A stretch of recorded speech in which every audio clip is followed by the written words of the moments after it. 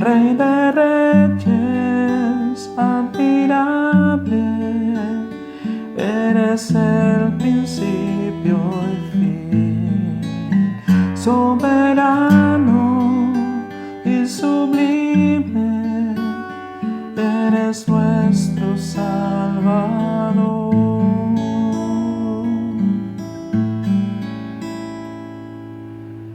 Damos honor a ti,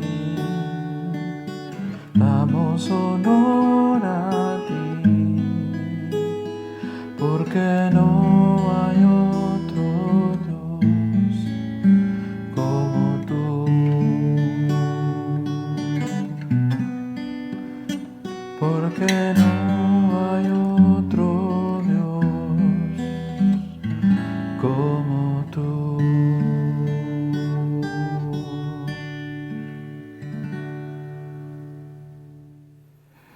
Te invito a orar en esta noche, declarando y diciendo que no hay otro Dios como el Dios en el que nosotros creemos, el Dios de Abraham, de Isaac y de Jacob, aquel Dios que a pesar de que el hombre le falló, nos envió a un Salvador, a Cristo Jesús. Y gracias a Él podemos llegar a su presencia. Te invito a orar, adorando a Dios y agradeciéndole, porque Él es bueno en todo tiempo. A pesar de que nosotros le fallamos, a pesar de que nosotros flaqueamos en nuestra fe y somos débiles, Él siempre está allí, con sus brazos abiertos, renovando nuestras fuerzas, renovando cada día su amor y su misericordia por ti y por mí. Señor, muchas gracias, nuestro Dios, por ser ese Padre eterno que nos ama con un amor que no podemos comprender, que es distinto a el amor humano y que traspasa, Señor, nuestras faltas, traspasa nuestros errores, nuestros defectos, y aún así nos ama. Gracias por ese Jesús que dio su vida por cada uno de nosotros. Dio su vida para que podamos conseguir la vida eterna, para que, teniendo fe en Él, podamos llegar a ser salvos.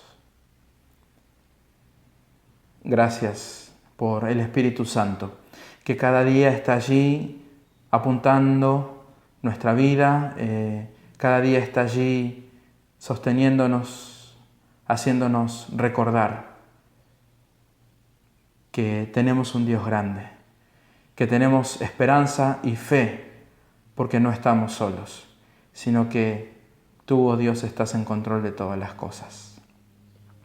Te damos honor a ti en esta noche. Alabamos tu nombre, oh Dios, y te bendecimos.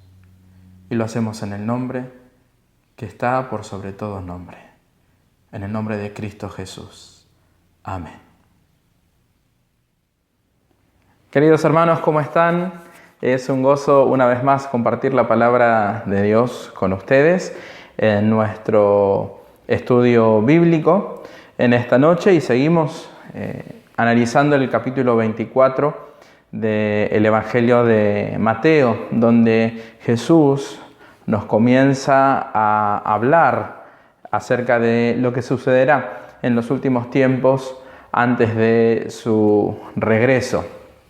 Y venimos, ¿verdad?, analizando los distintos versículos, y hoy vamos a analizar, a ver juntos desde el versículo 15 en adelante y hasta la primera parte del versículo 20.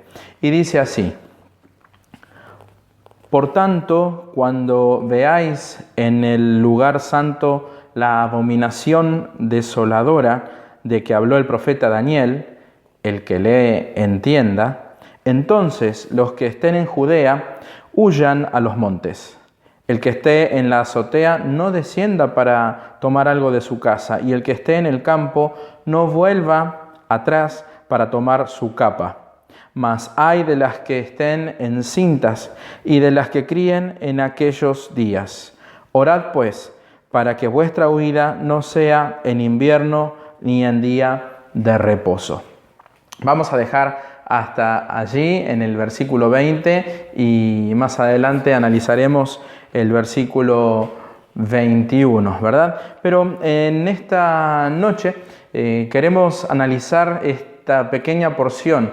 Jesús ya venía, como dijimos el jueves pasado, dándonos señales quizás un poco más certeras y más precisas acerca de cuándo serían las cosas que tienen que suceder al fin de los tiempos, cuándo serían las cosas que sucederían o sucederán antes que Él regrese. El jueves pasado analizamos el versículo 14, donde Jesús decía que será predicado este evangelio del reino en todo el mundo para testimonio a todas las naciones y entonces vendrá el fin. Ya nos daba una idea precisa, clara de cuándo, dice el versículo 14, cuando sea predicado el evangelio del reino en todo el mundo, y explicamos el jueves pasado acerca de eso. Así que si tiene alguna duda, por favor vaya al estudio bíblico de la semana pasada. Y el versículo 15 ya nos lleva a tener que hacer un análisis que nos lleva a ver un poco de historia. En el versículo de hoy vamos a tener que hacer este viaje por la historia para poder analizar lo que Jesús nos dice que sucederá en el futuro. La mayoría de los maestros de la Biblia coinciden en que Jesús describió a esta abominación desoladora, mejor dicho, describió como la abominación desoladora a una profecía hecha por el profeta Daniel. Y el profeta Daniel había hecho esta profecía, había dicho esta profecía 600 años antes de Jesús. Y esta profecía se cumplió en el año 168 antes de Cristo, cuando Antíoco Epífanes, rey de Siria, luego de haber invadido Jerusalén, profanó el templo y transformó el altar en un santuario para Zeus e incluso sacrificó cerdos en él. Claramente vemos que esto significa una abominación, por supuesto para Dios y por supuesto para el pueblo elegido de Dios. Ya desde el principio el pueblo hebreo sabía de parte de Dios y consideraba a los cerdos, por ejemplo, como un animal inmundo con el que no debían tener ningún tipo de contacto, mucho menos comer y muchísimo menos ofrecer estos animales en sacrificio al único Dios que los hebreos adoran y que nosotros también. Así que esto marca claramente una abominación. Primero, la destrucción de Jerusalén, como acabamos de decir, por Antíoco Epífanes. Luego, la profanación del templo, la entrada al templo, la entrada al lugar santo, al lugar santísimo que existía en aquel tiempo por parte de gente que no tenía nada que ver con los hebreos y que estaba tomando al pueblo, y mucho más, ofrecer sacrificios a dioses extraños, a dioses que nada tenían que ver con el Dios verdadero. Aquí está la abominación de la que habla Daniel y la que Jesús toma por ejemplo. Jesús utiliza este acontecimiento para decir que en los últimos tiempos ocurrirá algo similar. Pero este episodio del cual Jesús habla, y recuerden que Jesús en su momento de la historia está tomando este episodio de la profecía de Daniel que se cumplió en el año 168 a.C., lo está tomando para referirse a algo que va a suceder en el futuro, como una de las señales antes de su regreso.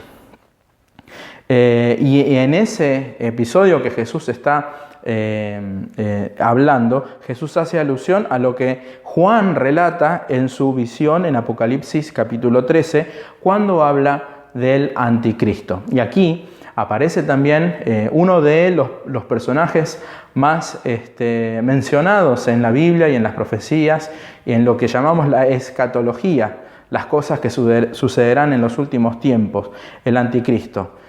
Y Jesús relata, Jesús hace alusión a lo que Juan relata de su visión en Apocalipsis 13, cuando habla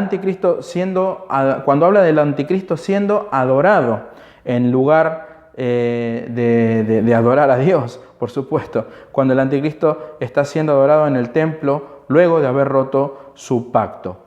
Todo esto se da en el contexto de la llamada Gran Tribulación y, por supuesto, nos da material para otro estudio bíblico. Y de hecho yo sé que hace un par de años aquí en el Cuerpo se tuvo un estudio bíblico acerca de la escatología, acerca de las cosas que sucederán antes del fin. Así que bueno, tenemos en realidad una referencia a lo que es la gran tribulación, quizás en otro momento, quizás en otro estudio bíblico. Más adelante podemos volver a dedicarnos de lleno a lo que es la escatología, ¿verdad? Pero por ahora vamos a mencionar, como decía recién, que esto que Jesús está diciendo que va a suceder se da en el contexto de la gran tribulación. Pero volviendo a lo que Jesús nos quiere decir y concentrándonos en este mensaje de Jesús acerca de los últimos tiempos, una vez más vemos que las señales antes del fin que Jesús nos va haciendo ver que sucederán tienen que ver con siempre estar alertas y tienen que servirnos a cada uno de nosotros para estar alertas. Jesús nos está hablando de esta profanación del templo que había sucedido y se había cumplido ya desde la profecía del profeta Daniel, pero que dice que sucederá más adelante. Pero también quisiera que nos preguntemos hoy, para nuestra vida, para nuestro tiempo. ¿Hemos visto quizás profanado el lugar santo del templo en nuestros tiempos? O en otras palabras, lo que Jesús advierte, ¿no será que a veces sucede cuando vemos que en la iglesia de Cristo se hacen cosas que nada tienen que ver con lo que Jesús enseñó? ¿No estaremos allí nosotros de alguna manera profanando el templo? Cuando vemos quizás a los grandes músicos, llamados ahora salmistas algunos, siendo directamente idolatrados por la gente, y ya no quizás escuchando lo que cantan, sino escuchando o viendo o adorando ya a la figura de una persona que canta para Dios. Cuando vemos pastores autoproclamados apóstoles, o en general cuando vemos que en el lugar donde deberíamos adorar a Cristo está cualquier otra cosa, ahí es donde estamos en peligro. Debemos tener cuidado de que no hayamos sacado a Jesús, el Cristo, como hablábamos hace algunos estudios bíblicos atrás, de su lugar de adoración. Cuidado de no sacar, cuidado con que saquemos a Cristo de su lugar de adoración. Y quizás no estamos hablando del lugar físico, del lugar santo, del lugar santísimo, porque gracias a Jesús sabemos por su palabra que podemos acercarnos confiadamente al trono de la gracia. Podemos recordar aquel momento glorioso cuando es consumada la muerte de Jesús, que en ese gran terremoto que hubo allí, el velo del templo se rasgó de arriba a abajo. Y eso nos da la pauta que ya no tenemos que lograr diferentes cosas para poder llegar al Señor, sino que es Jesús, ese Cordero que murió por nosotros, que se entregó en la cruz, y a través de Él podemos, como dice también el libro de la carta a los Hebreos, podemos acercarnos confiadamente al trono de la gracia. Pero es nuestra responsabilidad que nadie ni nada ocupe su lugar en mi vida ni en mi iglesia. Jesús advirtió muy claramente y muy fuertemente que en los tiempos venideros muchos se pondrían en su lugar. Muchos dirían, aquí está el Cristo. O peor aún, muchos, como Jesús advierte que va a suceder con el anticristo en aquel tiempo, va a llamarse a ser adorado a sí mismo en el lugar santo, allí en el templo. Bueno, ¿qué cosas quizás hoy estamos sacando del lugar que Cristo tiene que tener y poniéndolas en mi vida, en lo personal, en lo particular, y como iglesia, como pueblo de Cristo? ¿Qué cosas serán que estamos poniendo en lugar del Señor? No tenemos la necesidad de ningún autoproclamado apóstol, ni salmista, ni oficial, ni pastor, porque es gracias a Cristo Jesús que usted y yo podemos acercarnos confiadamente a ese trono de la gracia. Pero mis queridos hermanos, una vez más Jesús nos llama la atención. No saquemos a Cristo Jesús del lugar de adoración que Él se merece en nuestra vida y en la vida de la Iglesia de Dios, en la comunidad de la fe. Jesús tiene que tener el primer lugar. Es Jesús quien tiene que ser el centro de nuestra vida de fe en comunidad y de nuestra vida de fe personal. No debemos sacarlo de allí. No debemos poner ninguna cosa de este mundo en su lugar. Solo Jesús merece ese lugar. Así que estemos atentos.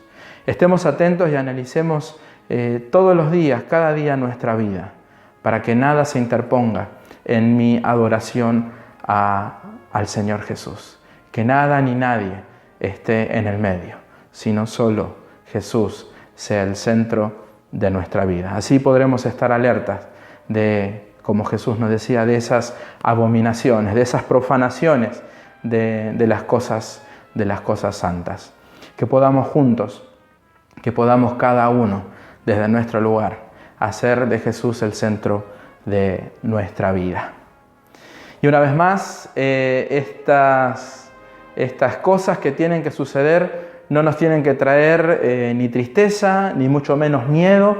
Ahora ya acabamos de mencionar al anticristo y cada vez nos acercamos a cosas más fuertes que van a suceder antes del regreso del Señor Jesús. Pero por el contrario nos tienen que llenar de esperanza y nos tienen que hacer confiar aún más en nuestro Señor, que Él está en control de todas las cosas y que Él es el primer interesado en que cada uno de nosotros se encuentre con Él allá en el cielo. Ya sea que Él nos llame a su presencia o sea que Él nos venga a buscar. Que usted y yo estemos preparados para irnos con Él. Que Dios te bendiga en esta noche y nos vemos en nuestro próximo estudio bíblico.